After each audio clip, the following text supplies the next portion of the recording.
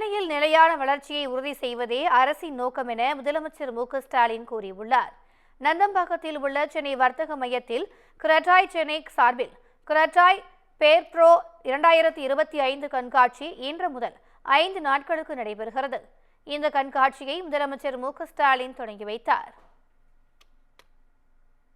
I request our Honorable Chief Minister of Tamil Nadu, through M.K. Stalin, to kindly unveil the first copy of the roster. And I request Mr. VLC Lurthraj Prem to kindly present the first roster copy to our Honorable CM.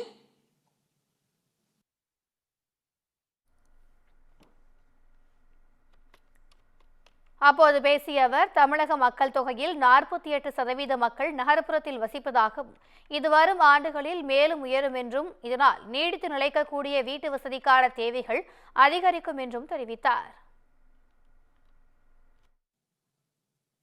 ஒரு மாநிலத்தோட வளர்ச்சியை சட்டுன்னு முதல்ல உணர்ந்துக்கிறது கட்டடங்கள் தான். நம்ம மாநில மக்கள் தொகையில் 48 விழுக்காடு மக்கள் நகர்ப்புறத்தில் வசிக்கிறாங்க. இதனால் நாம் மிகவும் நகரமயமாக்கப்பட்ட மாநிலமாக இருக்கிறோம். இது வரக்கூடிய ஆண்டுகளில் மேலும் உயரும். இதனால் நீடித்து நிலைக்கக்கூடிய வீட்டு வசதிக்கான தேவைகள் அதிகரிக்கும். அதனால் புதுமையான நகரமைப்பு திட்டங்களை தீட்டணும். சென்னை பெருநகர பகுதிக்கான முதல் மற்றும் 2ஆம் முழுமை திட்டங்கள் திராவிட முன்னேற்ற கழக ஆட்சியில் தான் அறிமுகப்படுத்தப்பட்டுச்சு.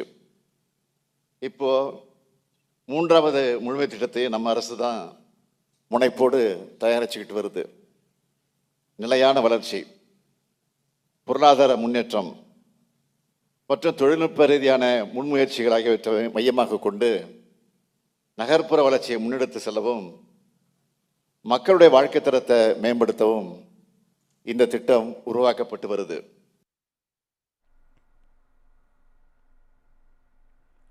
தமிழ்நாடு முழுவதும் நகரம், கிராமங்களை மேம்படுத்த 10 மண்டல திட்டங்களும் தயாரிக்கப்பட்டு வருவதாக கூறினார். தமிழ்நாடு முழுவதும் நகரம், கிராமங்களை மேம்படுத்த 10 மண்டல திட்டங்களும் தயாரிக்கப்பட்டு வருது. கோயம்புத்தூர், மதுரை, ஓசூர், சேலம், திருப்பூர், திருச்சிராப்பள்ளி, வேலூர் மற்றும் திருநெல்வேலியை உள்ளடக்கின 136 நகரங்களுக்கும் திட்டம் தயாரிக்கப்பட்டு வருது. சென்னை மாநகரில் அமைந்துள்ள 12 ஏரிகள் மற்றும் 4 கடற்கரை பகுதிகளை தேர்வு செய்து சுற்றுச்சூழலுக்கு பாதிப்பு இல்லாமல் மக்கள் கூடும் இடங்களாக மேம்படுத்த 250 கோடி ரூபாய் செலவில் திட்டம் தயாரித்திருப்பதாகவும் தெரிவித்தார். சென்னையோட நீண்ட கடற்கரை பகுதியும் ஏரிகளும் இயற்கை நமக்கு வழங்கியிருக்கக்கூடிய பெரும் கொடைகள். இதை மேம்படுத்த தமிழ்நாடு அரசால் சென்னை நீர்முனை வளர்ச்சி திட்ட நிறுவனம் ஏற்படுத்தப்பட்டிருக்கு. இந்த நிறுவனம் முதல் கட்டமாக சென்னை மாநகர் அமைஞ்சிருக்கக்கூடிய 12 ஏரிகள் மற்றும் 4 கடற்கரை பகுதிகளை தேர்வு செஞ்சு சுற்றுச்சூழலுக்கு பாதிப்பு இல்லாமல் மக்கள் கூடும் இடங்களா மேம்படுத்த 250 கோடி ரூபாய் செலவில் திட்டம் தயாரிச்சிருக்கு.